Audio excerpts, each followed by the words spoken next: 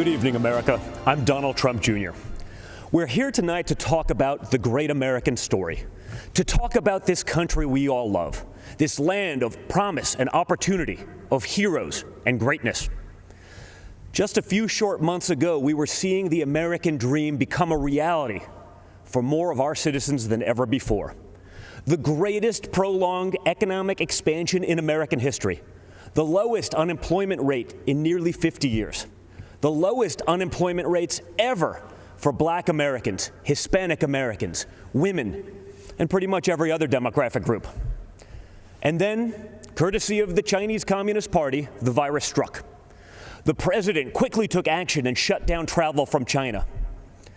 Joe Biden and his Democrat allies called my father a racist and a xenophobe for doing it. They put political correctness ahead of the safety and security of the American people. Fortunately, as the virus began to spread, the president acted quickly and ensured ventilators got to hospitals that needed them most. He delivered PPE to our brave frontline workers, and he rallied the mighty American private sector to tackle this new challenge. There's more work to do, but there is a light at the end of the tunnel. Job gains are outpacing what the so-called experts expected. But Biden's radical left-wing policies would stop our economic recovery cold. He's already talking about shutting the country down again. It's madness. Democrats claim to be for workers, but they've spent the entire pandemic trying to sneak a tax break for millionaires in Democrat states into the COVID relief bill. Then they attacked my father for suspending the payroll tax for middle-class workers. In fact, if you think about it, Joe Biden's entire economic platform seems designed to crush the working man and woman. He supported the worst trade deals in the history of the planet. He voted for the NAFTA nightmare. Down the tubes went our auto industry. He pushed for TPP. Goodbye, manufacturing jobs. Beijing Biden is so weak on China that the intelligence community recently assessed that the Chinese Communist Party favors Biden. They know he'll weaken us both economically and on a world stage. Biden also wants to bring in more illegal immigrants to take jobs from American citizens. His open border policies would drive wages down for Americans at a time when low-income workers were getting real wage increases for the first time in modern history. He's pledged to repeal the Trump tax cuts, which were the biggest in our country. After 8 years of Obama and Biden's slow growth, Trump's policies have been like rocket fuel to the economy, and especially to the middle class. Biden has promised to take that money back out of your pocket and keep it in the swamp. That makes sense, though, considering Joe Biden is basically the Loch Ness Monster of the swamp. For the past half-century, he's been lurking around in there. He sticks his head up every now and then to run for president. Then he disappears and doesn't do much in between. So if you're looking for hope, look to the man who did what the failed Obama-Biden administration never could do and built the greatest economy our country has ever seen. And President Trump will do it again. We will be stronger than ever because when we put our mind to it, there is no obstacle that America can't surmount. Except there's a difference this time. In the past, both parties believed in the goodness of America. We agreed on where we wanted to go. We just disagreed on how to get there. This time, the other party is attacking the very principles on which our nation was founded. Freedom of thought, freedom of speech, freedom of religion, the rule of law. Thomas Jefferson famously said, "I have sworn upon the altar of God eternal hostility against every form of tyranny over the mind of man." Our founders believed there was nothing more important than protecting our God-given right to think for ourselves. Now, the left, they're trying to cancel all of those founders. They don't seem to understand this important principle. In order to improve in the future, we must learn from our past, not erase it. So we're not going to tear down monuments and forget the people who built our great nation. Instead, we will learn from our past so we don't repeat any mistakes. And we will work tirelessly to improve the lives of all Americans. Joe Biden and the radical left are now coming for our freedom of speech. They want to bully us into submission. If they get their way, it will no longer be the silent majority.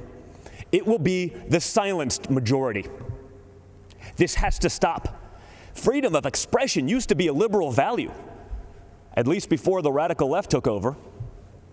Now the Republican Party is the home of free speech, the place where anyone from any background can speak their mind, and may the best ideas win. People of faith are under attack. You're not allowed to go to church, but mass chaos in the streets gets a pass. It's almost like this election is shaping up to be church, work, and school versus rioting, looting, and vandalism. Or, in the words of Biden and the Democrats, peaceful protesting. Anarchists have been flooding our streets, and Democrat mayors are ordering the police to stand down. Small businesses across America, many of them minority-owned, are being torched by mobs. The Democrat mayors pretend it's not happening. They actually called it a summer of love. And that brings me to another important principle. Every American must be free to live without fear of violence in your country, in your communities, and in your homes. All men and women are created equal and must be treated equally under the law. That's why we must put an end to racism, and we must ensure that any police officer who abuses their powers is held accountable. What happened to George Floyd is a disgrace, and if you know a police officer, you know they agree with that too. But we cannot lose sight of the fact that our police are American heroes. They deserve our deepest appreciation.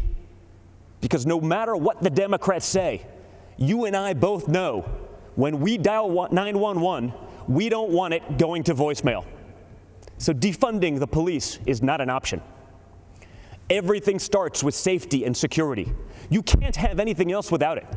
You can't focus on building a better future for your children without the peace of mind that they can study safely in their classrooms, play safely in their neighborhoods, and sleep safely in their beds. But safety is only the beginning. Trump's America is a land of opportunity, a place of promise.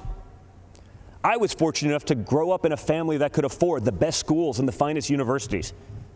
But a great education cannot be the exclusive right of the rich and powerful. It must be accessible to all.